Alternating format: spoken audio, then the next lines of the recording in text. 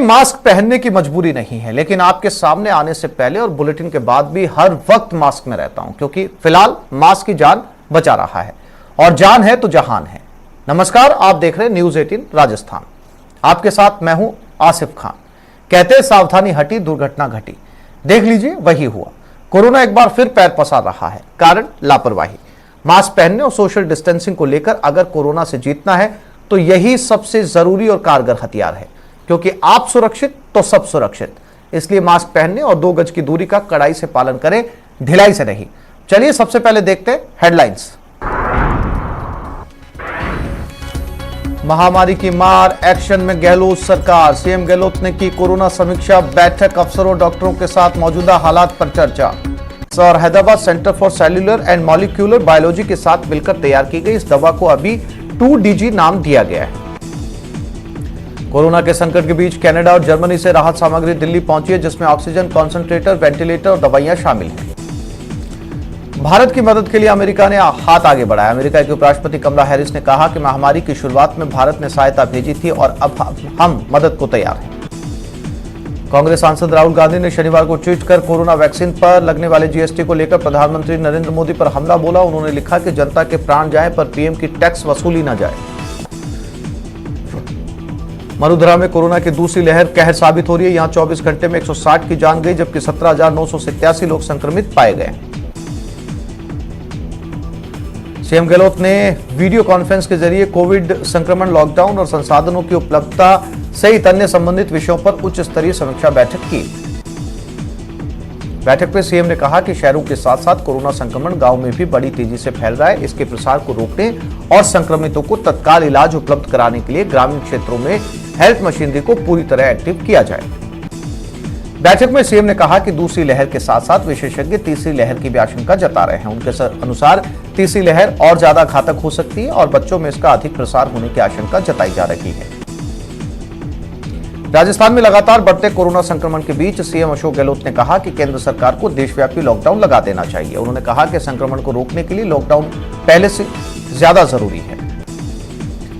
गंगानगर में medical college के लिए इंतजार की घड़ियां खत्म हुई। आज सीएम गहलोत वीसी के जरिए गंगानगर के बहुप्रतीक्षित मेडिकल कॉलेज का वर्चुअल शिलान्यास करेंगे।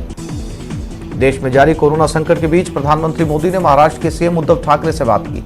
बताया जा रहा है कि दोनों के बीच कोरोना संकट को लेकर चर्चा हुई। दिल्ली में कोरोना वैक्सीन की कमी पर सीएम केजरीवाल ने कहा कि अभी रोजाना 1 लाख वैक्सीन लगाई जा रही है।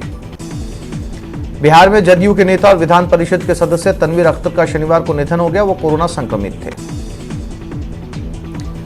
मास्को ओलंपिक में स्वर्ण पदक जीतने वाली भारतीय हॉकी टीम का हिस्सा रहे रविंदर पाल सिंह का कोरोना से निधन हो गया। बॉलीवुड एक्ट्रेस कंगना रनौत भी कोरोना की जद में आ गई। ये जानकारी उन्होंने इंस्टाग्राम पर एक पोस्ट लिखकर दी। इसके साथ ही उन्होंने खुद को क्वारंटाइन कर लिया। हैदराबाद जू में 8 एशियाई शेरों के कोरोना संक्रमित पाए जाने के बाद अब उत्तर प्रदेश के इटावा की लायन सफारी में भी 2 शेरनियों में कोरोना संक्रमण होने की पुष्टि हुई है। दिल्ली में जेपी नड्डा के आवास पर असम के सीएम को लेकर माथापच्ची जारी है। गुवाहाटी में आज बीजेपी विधायक दल की बैठक में सीएम के नाम पर फैसला होगा। बारां के मांगरोल के बहुत गांव में पुलिस टीम को देखते ही बाराती भाग खड़े हुए। एसडीएम ने आयोजक पर 1 लाख का जुर्माना किया, साथ ही उसे पाबंद भी किया। प्रदेश में कोरोना काल में ऑक्सीजन की किल्लत के बीच चीन, रूस, सऊदी अरब से ऑक्सीजन कॉन्सेंट्रेटर पहुंचना शुरू हो गए हैं। मुख्य सचिव श्री निरंजन आर्य ने अधिकारियों को माइक्रो प्लानिंग के साथ कार्य करते हुए ऑक्सीजन आपूर्ति करने के निर्देश दिए। जयपुर में एसीबी ने बड़ी कार्रवाई करते हुए मेट्रो मास अस्पताल के नर्सिंग स्टाफ को 23,000 रुपए की रिश्वत लेते हुए ट्रैप किया। अजमेर के भिनाय थाना क्षेत्र पुलिस ने कार्रवाई करते हुए एक ट्रक से करीब 3 किलो अफीम जब्त की है। जालोर के बागावास गांव में रहवासी ढाणी में अचानक भयानक आग लग गई, जिसके चलते आग से सब कुछ जलकर राख हो गया। झालावाड़ पुलिस की स्पेशल टीम और अकलेरा पुलिस ने मादक पदार्थ तस्करों के खिलाफ बड़ी कार्रवाई को अंजाम दिया। साथ ही पुलिस ने 4 कुख्यात तस्करों को गिरफ्तार किया। बरामद मादक पदार्थ की अंतर्राष्ट्रीय बाजार में करीब 1.5 करोड़ रुपए की कीमत बताई जा रही है। झुंझुनू में अपराधियों ने शराब दुकान पर धावा बोला और 20 लाख रुपए की शराब लूट ली। वारदात के बाद मौके पर पहुंची पुलिस सीसीटीवी से लुटेरों का सुराग तलाश रही है। टोंक में सड़क हादसे में 65 साल के बुजुर्ग और 7 साल की मासूम की मौत हो गई। हनुमानगढ़ में अज्ञात कारणों से एक बाइक जलकर राख हो गई। उदयपुर जिले के कोटड़ा थाना में घरेलू विवाद में पति ने पत्नी की हत्या कर दी। कोटपुतली के शाहपुरा थाना इलाके के कांच गांव में हुए जानलेवा हमले के मामले के आरोपी पुलिस के हत्थे चढ़ गए। बारां जिले के सैमली फाटक गांव में चोरों ने 2 मकानों में चोरी की वारदात को अंजाम दिया है। पाली के जैतारण क्षेत्र में वाहन चोरी के मामलों को गंभीरता से लेते हुए पुलिस प्रशासन अलर्ट मोड पर है, जिसके चलते पुलिस ने 2 आरोपियों को गिरफ्तार किया। सीकर में एक छात्र का अश्लील वीडियो बनाकर ब्लैकमेल करने का मामला सामने आया। फिलहाल पुलिस ने केस दर्ज कर मामले की जांच शुरू कर दी है। प्रतापगढ़ जिले में एक युवक की धारदार हथियार से गला काटकर हत्या कर दी गई। कोटपुतली में करंट की चपेट में आने से एक बच्चे समेत 2 लोगों की मौत हो गई। भरतपुर के शीशम तिराहे पर एसी कोच बस को टैंकर ने टक्कर मार दी। हादसे में 4 लोग गंभीर रूप से घायल हो गए। राजसमंद के रेलमगरा कस्बे में दिन दहाड़े चोरों ने एक मकान को निशाना बनाया। चोरों ने मकान से 2 लाख कैश और आभूषणों पर हाथ साफ कर डाला। शौर्य चक्र विजेता लेफ्टिनेंट कर्नल सेवानिवृत्त रतन कुमार सेन का लंबी बीमारी के बाद निधन हो गया। परिवार जनों ने सेन का पार्थिव शरीर चिकित्सकीय उद्देश्य के लिए दान किया। कोटा में कोरोना और मौसमी बीमारियों की रोकथाम के लिए जिले में नियमित डोर टू डोर सर्वे जारी है। कोटा के भितरिया कुंड इलाके में वैक्सीनेशन कैंप में कोरोना प्रोटोकॉल की उस समय धज्जियां उड़ गई जब लोगों का हुजूम उमड़ पड़ा और भारी भीड़ जमा हो गई। झालावाड़ में बढ़ते कोरोना संक्रमण को देखते हुए पुलिस ने बेवजह बाजारों में घूमने वाले लोगों को पकड़कर क्वारंटीन किया। करौली जिले में पिछले 2 दिन से कोरोना संक्रमितों का आंकड़ा 200 के नीचे आ रहा है। वहीं करौली जिला मुख्यालय पर भी कोरोना संक्रमितों की संख्या में भी कमी आई है। गंगानगर में रेड अलर्ट जन अनुशासन पखवाड़े के तहत पुलिस ने सख्ती दिखाते हुए 37 लोगों को पकड़कर क्वारंटाइन सेंटर भिजवा दिया। गंगानगर के सूरतगढ़ में पीडब्ल्यूडी के गेस्ट हाउस में कोविड डोज की सप्लाई मिल जाने पर कोविड वैक्सीनेशन का काम शुरू किया गया है। चूरू के सुजानगढ़ में राजकीय पीसीबी स्कूल में चल रहे कोरोना वैक्सीनेशन सेंटर पर ज्यादा भीड़ आने से सोशल डिस्टेंसिंग की धज्जियां उड़ गई। कोटा में कोविड टीकाकरण अभियान के तहत शनिवार को जिले में 46 साइट पर सेशन आयोजित हुई। कोटा ग्रामीण के पुलिसकर्मी पर कोरोना की दूसरी लहर कहर बरपा रही है। अब तक 56 पुलिसकर्मी संक्रमित हो चुके हैं। भरतपुर में इमारती लकड़ी के पेड़ों को काटने वाले गिरोह के 3 सदस्यों को धर दबोचा गया।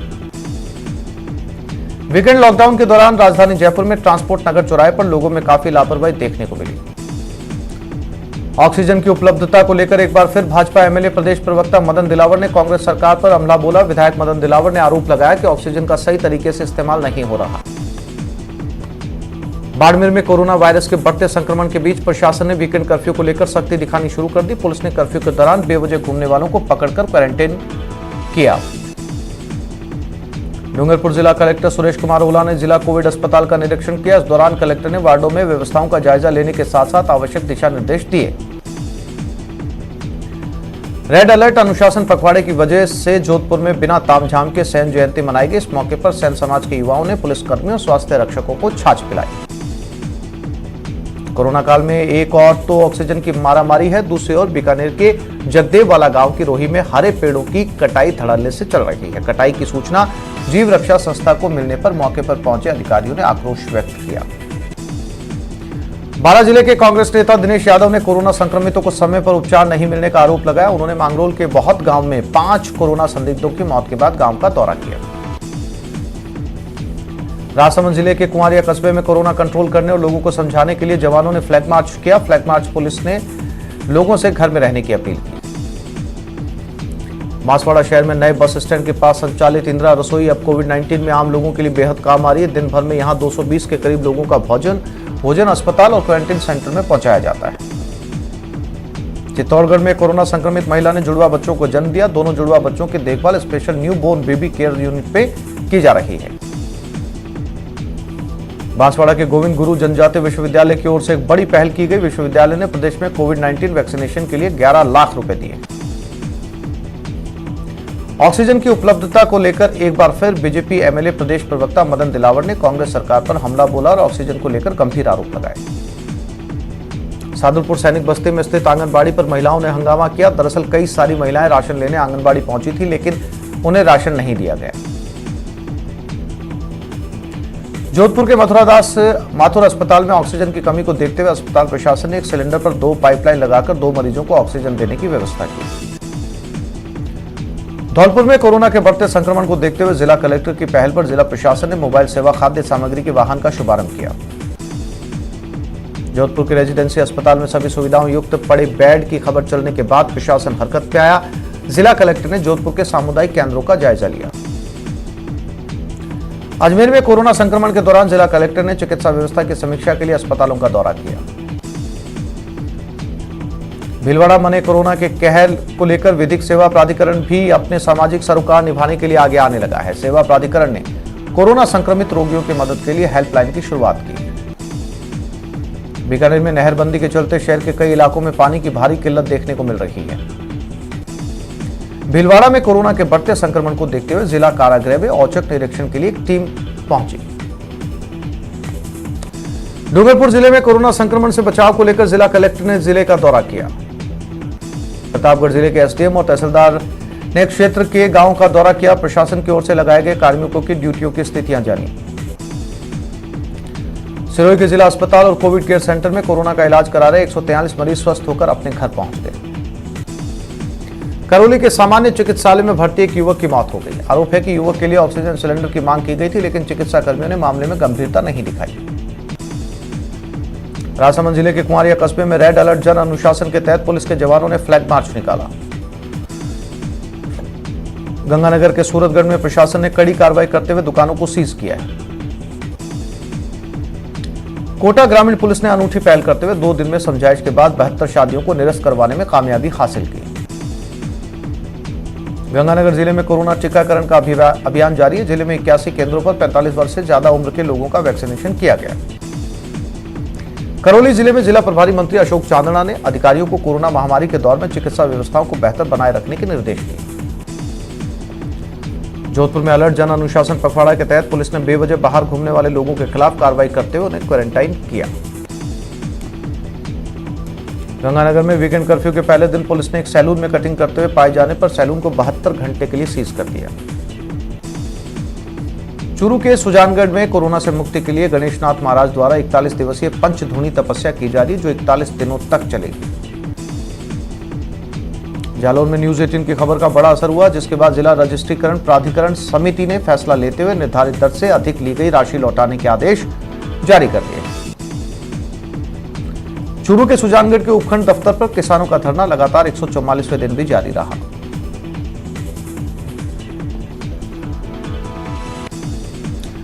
एक छोटे से ब्रेक के लिए रुक रहे हैं, जल्द लौटते हैं।